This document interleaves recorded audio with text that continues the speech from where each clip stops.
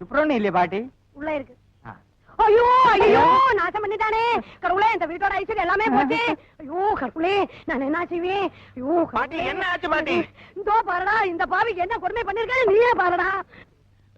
என்ன பண்ணிருக்கு? ഞാൻ ഒന്നും പണിയില്ല. എന്റെ മുടിപ്പേര് അമ്മച്ചാണ്. ഞാൻ ഒന്നും ചെയ്തില്ലേ? செய்யலையா? ചെയ്യില്ല. இந்த மூதேவியோட காலில என்ன போட்டிருக்குன்னு பாருடா. காலில் செருப்பு.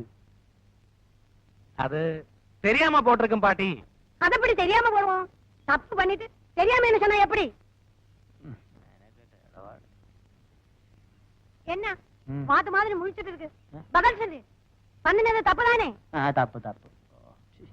எவ்வளவு தைரியம் இருந்தா தப்புன்னு தெரிஞ்சிட்டு செருப்பு போட்டு இந்த வீட்டுக்குள்ள வந்திருப்பேன்.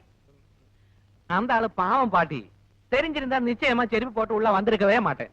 அது எப்படி உனக்கு தெரியும்? உங்ககிட்ட எத்தனை வாட்டி சொல்லி இருக்கு இந்த அசகியத்தை வீட்டுக்குள்ள ஏத்தாதேன்னு? இதோ பாரு பாட்டி, நீ தான் எனக்கு சொல்லி கொடுத்திருக்கு தெரியாம தப்பு பண்ணா அது தப்பு இல்லன்னு. அதனால இந்த ஆளை மன்னிச்சிட்டு பாவம். முதல்ல அதை எடுத்து வெளியில போட சொல்லு. ஐயோ ஏதோ அதை எடுத்து புறத்துட்டோம். அருகிட்ட முண்டம்